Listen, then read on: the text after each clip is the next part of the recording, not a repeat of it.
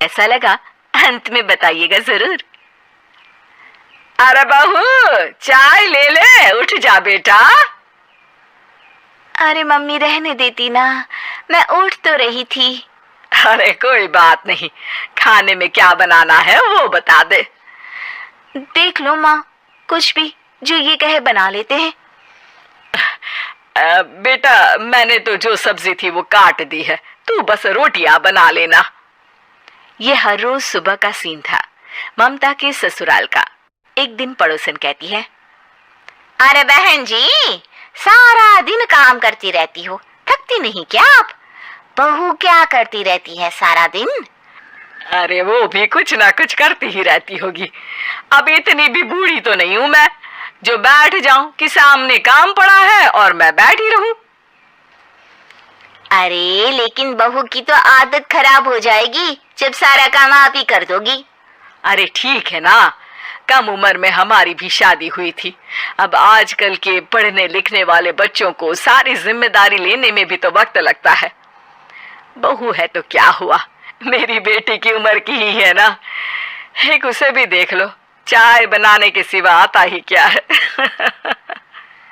ममता से सारी बात करती है। हाँ मम्मी जी ही ज्यादा काम करती हैं, इसमें कोई दो राय नहीं है। लेकिन मैं भी क्या करूं, ऑफिस और घर के बीच जो वक्त मिलता है उसी में काम कर लेते हैं, है ना। दिन बीत रहे थे। सास बहू के बीच की बॉन्डिंग अच्छी थी, लेकिन जब बहू माँ बनती है तो जो थोड़ा बहुत काम किया करती थी वो भी छोड़ देती है। बहू ये ले, तेरे लिए बनाया है, इसको खाने से बच्चा और तू दोनों स्वस्थ रहेंगे। ठीक है माँ जी। माँ जी, वो बच्चे के लिए गद्दे जो सूख रहे हैं ना छत पर, जरा ले आइए ना। तभी वहां पति आ जाता है। अरे माँ रुको, मैं ले आता हूँ, तुम मेरा खाना लगा दो। माँ किचन में चली जाती है। पता है, बगल वाली डॉली है ना, वो लोग हमारी साइड के हैं। उसकी सास ने तो उसकी हड्डियों को मजबूत करने वाले लड्डू बनाए हैं। उसे भी बच्चा हुआ है ना। पता नहीं मम्मी जी क्या पानी सा उबाल कर दे देती है, मैं तो बस वही खा लेती हूँ। अरे तो तुम्हारे साइड बनता है तो तुम अपनी माँ से बोल दो, वो बना देंगी। माँ की तबीयत ठीक नहीं रहती, तुम जानती हो ना, कैसे बनाएंगी वो? अरे क्या हो गया सासू माँ को? कल तक तो फेसबुक में किटी की फोटो डाल रही थी। अच्छा अच्छा चुप रहिए। डॉली की सास ने मनाया है, तुम लोगों का भी तो फर्ज बनता है। तभी वहां सास आ जाती है।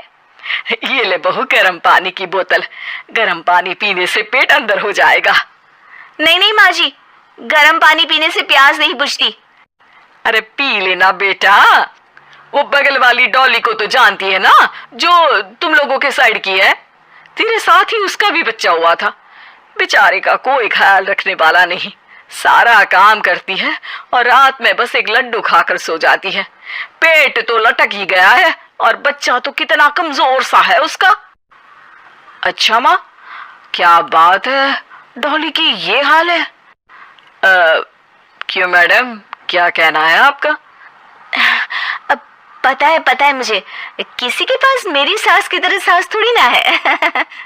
नहीं नहीं बेटा, ऐसा नहीं है, मेरे लिए तो तुम सभी मेरे बच्चे जैसे ही हो।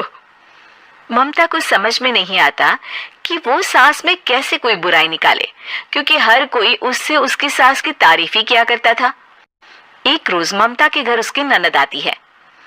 अरे भाभी, मुन्नी को तो 6 महीने हो गए, आप अभी भी बेड पर हो। आ गई है आप? कैसी है बुआ, बच्चा होने के 6 महीने बाद आई हैं आप? भाभी अमेरिका दूर है ना, तो वक्त लग जाता है। अब इनकी छुट्टी अभी थी तो सभी आ गए। वैसे माँ कहाँ है? थकी हारी सास बेटी को देखकर खुश हो जाती है। माँ, इस बार तेरा वीजा तैयार है, मेरे साथ चलने को तैयार रहना। हाँ हाँ बेटा, मैं तैयार हूँ। अरे ऐसे कैसे माँ, मैं कैसे मैनेज करूंगी? कैसे मतलब? जैसे मैंने किया अमेरिका में, आप इंडिया में कर लेना। वैसे आपका तो मायका भी पास ही में है ना। हाँ वो तो है, लेकिन माँ के पास वक्त नहीं होता, ईश्वर भक्ति में उनका सारा समय चला जाता है। भाभी, बेटी परेशान हो तो माँ का ध्यान आरती में कैसे लग सकता है? समझ में ही नहीं आता।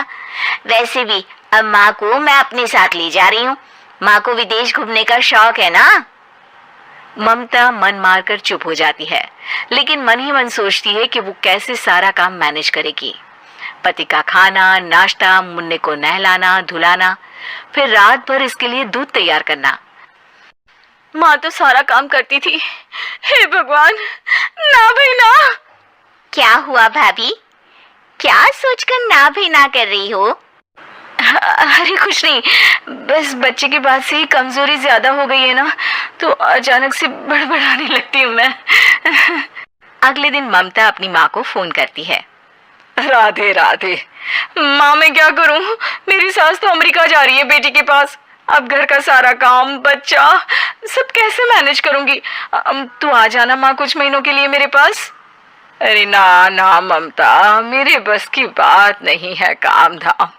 अरे तू तो जानती है ना, मैंने तो तेरे भाई की शादी भी गरीब गांव की लड़की से इसीलिए ही की थी कि वो चुपचाप घर का सारा काम करे।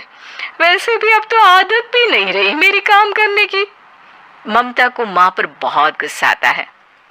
ठीक है माँ, देख लूंगी मैं, लेकिन मेरी मुसीबत के वक्त आप मेरा साथ नहीं दे रही है, अब भूल जाना मुझे। ममता गुस्से में आकर फोन रख देती है और रोने लगती है, लेकिन बेचारी करे भी तो क्या। अब सास और ननद दोनों घर का काम करते, नेहा आराम करती, लेकिन अब आराम में भी उसे चिंता रहती। और फिर वो दिन भी आ जाता है जब ननद का जाने का वक्त आ जाता है। भाभी मैं जा रही हूँ, अपना और मुन्ने का ख्याल रखना।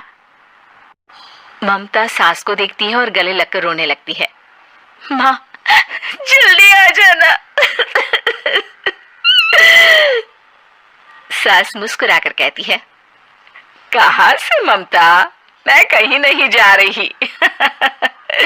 मैंने देखा कि मेरे जाने की बात से ही तू परेशान हो गई थी, इसीलिए मैंने अपना जाना कैंसिल कर दिया है। तू चिंता ना कर, मैं तेरे साथ ही रहूंगी। ममता को अपनी माँ की बात याद आती है कि कैसे उसके कहने पर भी ममता की परेशानी को समझने की बजाय उसने मना कर दिया, जबकि सास ने बिना कुछ कहे बहू की समस्या पढ़ ली।